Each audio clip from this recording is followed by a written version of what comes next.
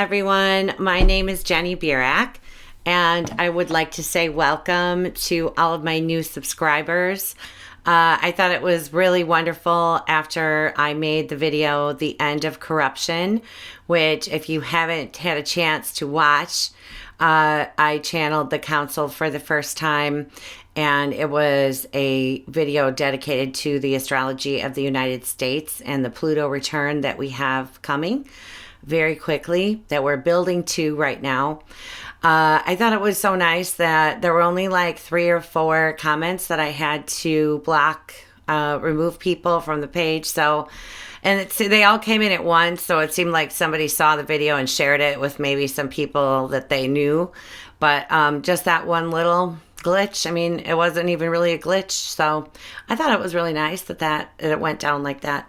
And also, you know, it's funny how when Metatron, or, you know, when they want a message to go out, how many people that it reaches. It's amazing to me. Like the only other video, because I'm pretty new, that had like nearly this many views was the video that I did describing the energy of Metatron. And I'm not even sure which video it was, but if you look on my channel, if you look and just see, like it had over 8,000 the last time that I looked at it, because, you know, he wanted that message to go out too. So anyway, I'm really glad that you found me. And I know that I already know all of you. We already are familiar with each other. So it's great to hear from everyone. I'm really not going to, I just don't have the time to answer all the comments anymore. You know, between answering emails and Facebook messages and Facebook comments and YouTube comments, I just don't have the time that I used to have for that. And, you know, I have a lot of new things, actually 3 big, huge things that I'm working on right now. One of them being the book that I'm writing. And then I have a deck of cards that will be, they're oracle cards, but I'm doing them with Metatron, and we're doing them with the planets. Okay. So, and in the planets, there's numerology, there's sacred geometry, there's tarot, all of that, you know, goes hand in hand. The Kabbalah. I said I would never say that word again. You know what? Honestly, when you say I will never, you just know it's going to happen. So like I said, for years, I said, I don't want anything to do with the twin flame stuff. I'm not doing that, okay? So just so we get it straight, people, I'm not going to be doing that. Yeah. And so that's what always happens. I'm going to make a video. I don't know when I'm going to have time. Hopefully next week I'll have time to do a video for the twin flames regarding Chiron and some things that I don't want to say woman, the being who identifies herself as Tina for me, because she said that I asked to keep it simple or keep it casual. She had some things that she was sharing with me in regard to the twin flame journey and what it's really about, what we're actually playing out in relation to the whole.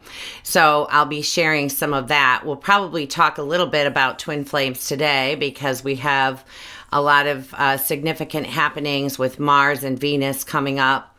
I also wanted to acknowledge and again thank Greg Prasse of High Vibe Creations, who sent me this beautiful medallion. You can have it engraved with whatever you'd like. I will put his contact information in the description box. But thank you very much, Greg. That means a lot to me. I love my medallion. Fits in your pocket. So anyway, okay, so we're going to talk about, now my last video, I covered what was going on like right up to the lead-in to this new moon that we have coming on. The new moon is happening on the 8th for some of us, and it's happening on the 9th if you're in Europe. So, I also want to, I think we're going to start with Venus retrograde, okay? Because I'm making this video on the 4th. Venus moves retrograde tomorrow. But like I said in my last video, Venus is going to sit at 10 degrees and change, a few minutes of Scorpio for like 12 days. So when she begins her retrograde, we probably won't feel like she's stationary right now. It's not quite the same when the inner planets become stationary. The stationary isn't as long and it's not as intense as when the outer planets station. Then you really feel that for a period of days. A lot of times they'll be like when Pluto stations, there's like an earthquake a lot of times, or Uranus, there's something will happen when they station. Not all the time, but what I'm saying is that we're not, internalizing so much of that with Venus going retrograde. So, I mean, not to say that we're not going to feel Venus retrograde at all, but, it's going to build, okay?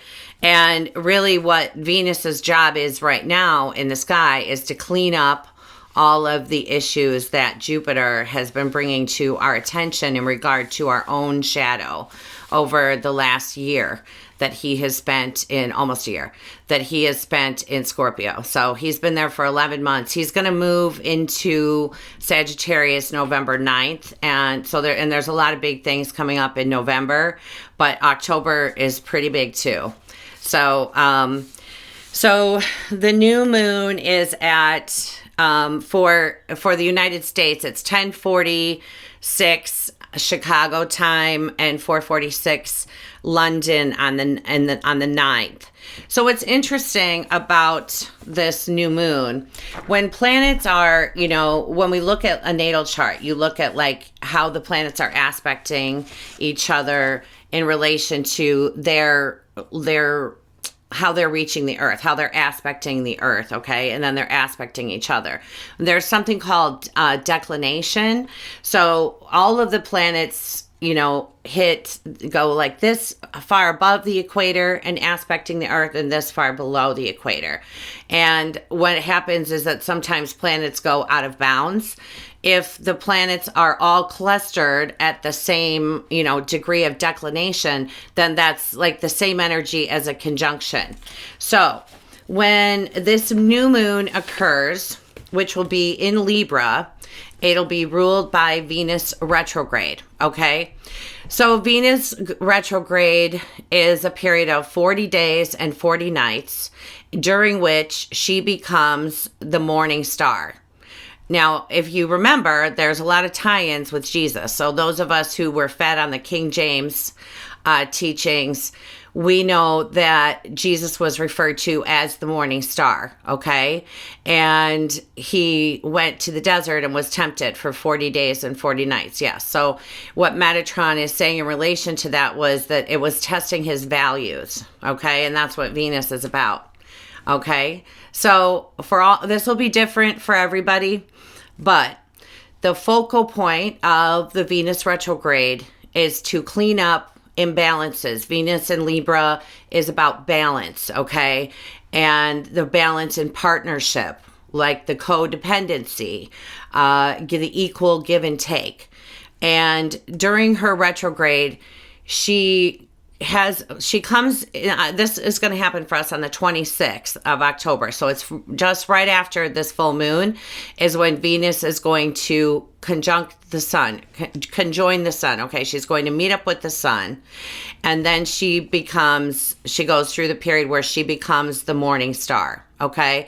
And the morning star also is linked to Lucifer. And what Lucifer means, like the energy of Lucifer, is shining a light on something, okay? Bringing awareness and attention to something that needs to be brought forward. So Jupiter has been going through Scorpio this whole year, bringing up the shadow. So in other words, when you've seen something about someone that you didn't care for, that's always something about you. Okay, it always is, always. I don't care what the person did.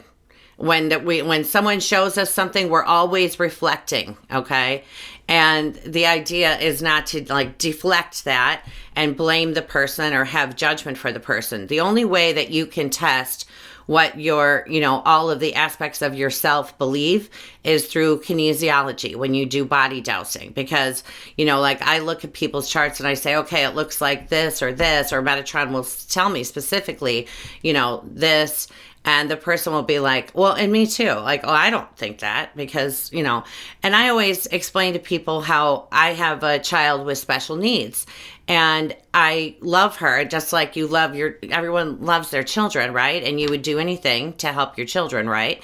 Well, it turns out that I was carrying a lot of resentment, unconscious of it, of course, that I resented the duties of the caregiver. I had no idea. But I tested for it that I did. So what Jupiter's journey all year through Scorpio is doing is it's bringing up all of the underside, the shadow, the subconscious that you have going on. 90% of the decisions that we make are based on our subconscious beliefs. Okay, things that got into us in another time and place, such as, I don't know, that sin separates us from God. A sin, the literal meaning of the word is to miss the mark. Like if that's the standard, we're all screwed. So, but there's still a lot of that in the collective. It's just like in our DNA that there's some separation between us and God.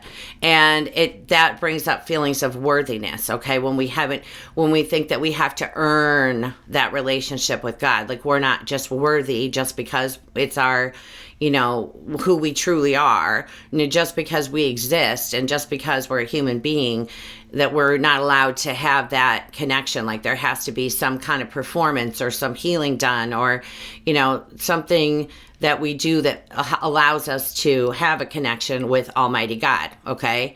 We're all sparks of that energy. You're part of that energy. Of course, you can always access that energy. That's who you are. That's your essence. So what Jupiter has been doing is bringing up Jupiter wants the truth. Jupiter sends us on a quest to find the truth of our own existence, okay? And he will take you far and wide and way out there to do that. So when he's in Scorpio, which is that fixed water, the swamp, okay? It's the stuff that's way deep down there in the darkness that we don't like to talk about. It's everything that's taboo. And when Jupiter is in there, that's why, the Harvey Weinstein scandal broke as Jupiter entered Scorpio. There'll be more things coming out in relation to pedophile rings and things like that. Not what's out there now, but like the truth of it, because Jupiter is getting to the bottom of it. He's dredging the swamp is what Metatron is saying, okay? Well, I think, personally, like we have until November 9th till he leaves Scorpio. I don't think that it's all going to come out then. I think that when Jupiter then moves into Sagittarius, his own domain, which is all about the truth. So then it's like real truth time for a year that he'll spend there starting this November. I think that that's when a lot of things will come to light, that's when a lot of secrets will be exposed. Now, that I could be wrong. That whole thing could be exposed tomorrow, and I just haven't been told, but that's my feeling on it because I know that we don't know the whole thing. But the whole Me Too movement was, sparked during this period too. And now Venus, because Jupiter's exiting, Venus has already come into Scorpio. She's going to move retrograde back into the late degrees of Libra. And then she's going to come forward through Scorpio till January 5th. Okay, that is a long time for Venus to be in a sign. She's doing serious cleanup work. So the new moon in Libra is ruled by Venus. And in this energy that we have, the sun is going to be... Venus is going to be what's called parallel. So right with the planet Venus, which is about values and your love partner, money, okay? And in Scorpio is about worth, like the other people's worth, like how your worth is translated by other people, okay, is a good way to say that. Scorpio is also about secrets and abuse of power, things like that. But when we're talking about a Venus and Scorpio transit, that's what we're looking at.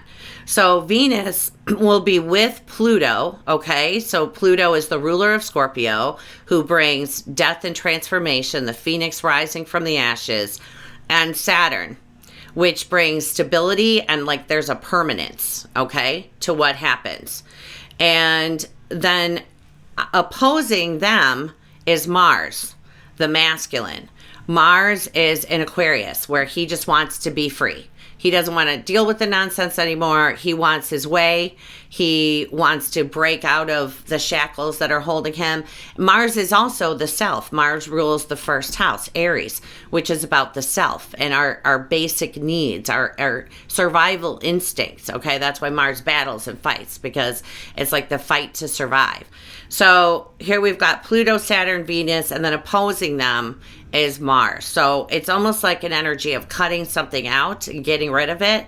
And then the Neptune and the Sun are also at the same degree.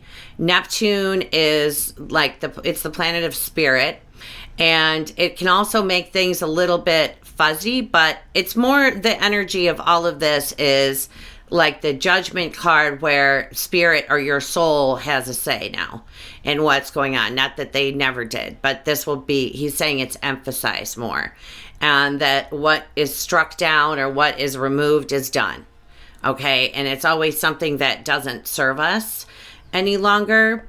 But that's the energy that we're working with throughout this month. So the masculine and the feminine are a bit at odds, okay? And the masculine kind of like wants to run off and do his things. And I want to be free. I want to be free.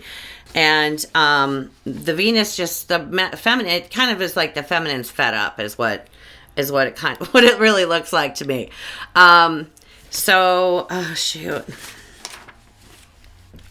I just realized I don't have the chart for the full moon coming. And then also on the same day, Mars clears his shadow. Like he's finally made it back from where his retrograde began. So what Metatron was saying in relation to that was like new landscape, new territory. Like this is all new now. Okay. And that's a 1 because the hour it doesn't really matter the hour. You look at the minutes with the moons and it's a 46. So nod to Uranus, nod to Venus. There you go. Because don't forget, like now when she is retrograde and she becomes the morning star doesn't mess around. The morning star Venus is like kind of like I don't want to say the bad girl, but she's impulsive and she wants what she wants when she wants it. You know, like she's like that when she's the morning star. And she's ruling Uranus, okay, while she's moving retrograde. So we could be looking at more stuff with Earth. I still think that we have more weather events coming up, maybe more than we do earthquake kind of things. But that's just the idea that I'm getting, that's what we're looking at probably is more water events. And this new moon is about breaking free of old patterns in order to have the love that we deserve, with equivocation, balance, and symbiosis or interdependency in relationships. Venus doesn't want codependency, okay? She doesn't want us to be looking outside ourselves for the love that we're searching for. And when we're in that state where we aren't in full connection to the divine because we have worthiness issues, lack issues, just scraping by kind of thing, it isn't possible for us to come into divine union, okay, because it wouldn't last. So you would just be reflecting that back to each other, and it would be, and when I'm saying divine union, I'm saying divine union. I'm not saying singling out the twin flames or the soulmates and blah, blah, blah. But I'm just saying divine union. Like if you're looking for a life partner who, you know, who raises your like you two are the same vibration, but you can lift each other up and grow and learn from each other.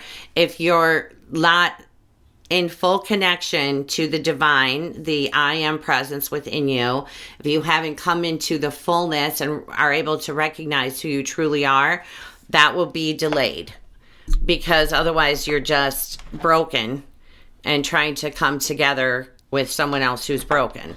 So that's what we're working on during the Venus retrograde. So when somebody shows you the shadow, just be like, okay, that must be me. Like, what do I need to forgive? What can I let go of? What can I release myself from so that I'm not carrying that story around anymore, right? So, yeah, it's a lot of shadow work. When we're talking about Scorpio, we're talking about shadow work. And we want to, all of us, whether you're in partnership or not, we want to be in balance, and we want to have that connection to the creator and be able to feel like we can find the truth within us by going to spirit ourselves. You're able to do that yourself. So that's what we're talking about with this Venus retrograde and Venus becoming the morning star. Now that will happen October 26th. So a lot of people say, oh, when Venus is retrograde, don't start a relationship. I'd say after the 26th, and really like Metatron says, it's never the wrong time to do the right thing. I think it's fine, after the 26th. I met my ex-husband during a Venus retrograde. We spent a decade together and had 3 children. So yeah, it didn't last forever, but it was still a meaningful relationship that brought 3 human beings into the world. So if you feel like this is a person that you've been waiting for, it might be something that you come together for a brief period. But this is a time when usually we're hearing from partners from the past, or we have past issues that went on in romance relationships that will come to the fore. Okay. So that's what's going on with the Venus retrograde. And that ends on, November 15th. So symbiosis, what he was talking about with relationship, whenever he uses a word like symbiosis, I'm like, okay, I'll Google it. Because there's reason that he's saying that. So it's a relationship between 2 or more organisms that live closely together. It's the way that they relate to each other. In some instances, it can be a parasite and a host. Okay, so he's saying that we're renegotiating, we're redeveloping, we're redoing the way that we relate in partnership, okay? And he's saying between the masculine and the feminine, how we relate to each other. Are we patient and encouraging with our divine counterpart? Or are we stomping our feet and saying, let's go? I don't know. I might have done that. Okay. And then on the 10th, Mercury will enter Scorpio. Mercury in Scorpio is very psychic, intuitive, very asks penetrating questions, wants to get to the bottom of the story. This will bring up, Mercury ruling Virgo.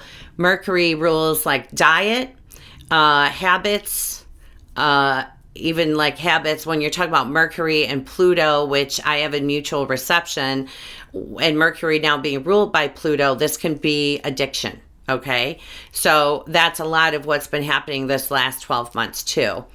And, addiction or escapism is something that we, just as a human condition, that's part of it. Okay. It doesn't mean that doesn't mean that if you don't drink and you don't smoke or you don't, use any medications that you can escape by just sleeping a lot. You can escape by watching TV, 12 hours a day, or YouTube videos 12 hours a day. It's anything that isn't keeping you in the present moment because you don't want to deal with it. So that can be, regardless of, and these prescriptions that I took for years that just sort of numb us. So we're like, I'm fine. Everything's fine. But we're not really, it doesn't really help because we're not really dealing. He's saying it just masks the pain. That's all it does, I quit smoking a long time ago, but I'm not going to lie that I've been snitching. And what Metatron says to me is if you're going to do it, do it. Don't feel guilty driving to buy the cigarettes. Don't feel guilty every time you light a cigarette. I'm not proud of it. All right. I'm not. And I know that I'm masking because I don't even like it. It's just this old habit. It's what I used to do to survive when I was single with 3 children, all under 6, one of whom is, needs 24/7 care and can't really help herself at all. And I was completely overwhelmed. It was wine, coffee. Wine was later. It was coffee, cigarettes, and then the night was wine. And then we did it again the next day. Coffee, cigarettes to get me through the day, wine to get me through the evening. And I was talking to Metatron for hours, like at night when I would be drinking wine after the kids went to sleep. So that's the way it is. And so this is like when we're going back to our old habits of how we dealt with things, because things are intense. And now, it's Scorpio season. Yay. It's fine with me. I'm real Scorpio, but it's always funny for me to read other astrologers' posts during the Scorpio season. And like when we have all of these things happening in Scorpio, because I'm used to that energy. But for most of you, it's going to feel a lot of intensity. Okay. Because not only are we coming up to Scorpio season, we've got Libra, our Venus, who, because we're in the Libra season right now, but the sun in Libra is answering to Venus while she's in Scorpio. So we've got, Jupiter there. Now Mercury will join the party. So the sun is in Libra till the end of the month, but it's answering to Venus in Scorpio. So we've got a lot of Scorpio energy, a lot of the death card, okay? A lot of the tower card energy, okay? So when things get rocky, when he's been showing me, I don't know, since like March or so, rides, like amusement park rides, because I enjoy amusement park rides. And he was showing me us on the ride. And now it's like the part where it's almost not funny, where we're kind of getting like, oh, and really like the best way to handle it, he was reminding me of the kids, I never did it, who would, raise their hands on the roller coaster and scream with joy, not with panic, but that's the best way to handle it, because really with this Uranus Saturn conversation that's going on, we're all learning to let go. Look at your truth, the truth of who you really are, all aspects of you, be it in you, accept and forgive the aspects of shadow that we're carrying. When you see the shadow in someone else, it's actually your shadow talking back to you. So, we're moving out of blame. We're coming into own our shadow, our own darkness. When you're like caught up with, I had clients who had teachers who were, like, oh, Metatron and Michael want us to do this with the dark and that with the dark. They probably want to talk to you about your own shadow and just teaching you to accept and love it. It's all that darkness that you see going around outside of you. It's actually yours. It's actually yours from like the millions of years that you've been around, and you just haven't dealt with working all of that out yet. Okay. So, because Metatron and Michael got the rest of it. Okay. It's really nothing like big, scary things going on outside of ourselves. It's really all our own stuff. That's the truth. So just owning the shadow, talking to Michael, talking to Metatron about transmuting that energy, calling in Zadkiel for that. I wish I had Amanda Ellis's spray as close to me, but I don't. But Amanda Ellis has some wonderful, if you go on amandaellis.co.uk, you'll find her sprays that she does under the direction of Metatron, they raise your vibration, they bring protection. Just look at whatever colors speak to you. That's what he has me tell people before they use it when they come into my house. I have a lot of crystal indigo kids that hang out around my house, and they love to put on the sprays. They can actually use the sprays and see through their third eye because their vibration's so high. But yeah, so give it a try. That's a great thing to do if you're transmuting, put on the Zadkiel spray or the light in the dark spray. You can transmute things through colors like that. So yeah, that's what now Mercury is going to be really talking to us about that shadow thing. And then also, helping us to release our habits, that don't serve us any longer, because right as he comes into Scorpio, he's going to face off with Uranus. Uranus is going to be exactly opposite him. And Uranus is like, oh, well, do we need to cut that out? Okay. Like, it's done. Like, whatever it takes. And that's Uranus. When it's time for something to go, like an old habit, it'll go. It just like, do we let it go kicking and screaming about it, or can we just release it? And that's the same for the relationships, okay, that are no longer serving us. Like, release it, let it go. Don't just stay in that cycle. And then on the 11th of October, so during that new moon, Venus and Mars are going to be in the energy of what's called a square. So, you guys, I got to get better at this. That Venus, you see, she's next to the word saint, and she's got the little R. And then looking over at Mars. Mars, the little guy with the arrow. He's pretty close coming up to Heimdall. But if you notice, Heimdall is the representation of Metatron. If you notice that red line going between Venus retrograde and Mars, and then we've got Mercury opposing Uranus. So that's what I'm saying. It seems like there's kind of an energy of just being fed up, where the feminine's fed up with it. Maybe she wants to go home and play with her own toys now because she doesn't feel like playing games anymore. Yeah, so on the 11th then, that perfects, okay? So you feel that on the way. So you're really going to start feeling that with the new moon. On the 11th, though, it perfects. So then we start feeling the release from it, really. On October 12th, the sun in Libra is going to square Pluto. And so stories will come up from this mid-September that we just had. And stories from late January of 2018 and February of 2017. Okay, so in other words, things that have been at play, and this is for the collective and individually, things that have been at play in relation to partnership, in relation to who holds the authority in partnership. Is there equality in that? Or are you always deferring to the other guy kind of thing? And then when Mercury sextiles Saturn that day on the 12th, Saturn will be at 3 degrees and 33 minutes. So I thought that was significant. When Mercury makes the sextile to Saturn, what you're hearing is the truth, for surely, on October 12th. Then on the 15th, Mercury will meet up with Venus. And that can be like this would be a good day if you're going to do a cleanse.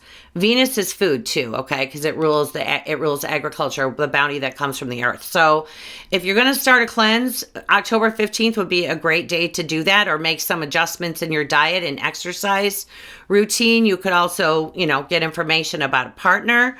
Now on the 19th, Mercury's busy. Well, he's in Scorpio, by the way. Mercury is going to come into a nice aspect with Neptune retrograde. So I asked Metatron, because of this Mercury, sextile Saturn energy that we've got earlier in that week, I said, well, Neptune retrograde, and he said, just all he said was shrouded in secrecy. So I don't know if that means that something's going to come up that was shrouded in secrecy, or something's going to happen that isn't true and we're not getting the full story. But anyway, so that's October 19th. So anytime around that day, I'll be paying attention to what he could be pointing out that is shrouded in secrecy. On the 22nd, Mercury is going to sextile, so that's a nice energy, Pluto and Capricorn. This is about secret, not above board financial dealings in relation to trade, and squeezing the middleman. So I know in the United States, we're having a lot of things go down with trade. Interesting, because we owe China. China paid for the Iraq, was it Iraq and Afghanistan? They paid for one of the wars. Like, we just took out a big loan with them. At that time, the man who's our vice president now was in charge of the budget. The wars were not put in the budget because they didn't want people to see how far in debt we were going to China. So I find it interesting that we're now threatening them when they're holding a lot of, we've got a big debt with them. So anyway, that's October 22nd that he's saying that secret, not above board financial dealings in relation to trade and squeezing the middleman. That is the 22nd, and on the 23rd, the sun enters Scorpio, in case it's not intense enough for us now. That's what's happening with that. I left the chart for the full moon out on my patio where I was going to do the video. So the full moon in Taurus really deserves its own video. There's a whole lot happening with the full moon in Taurus.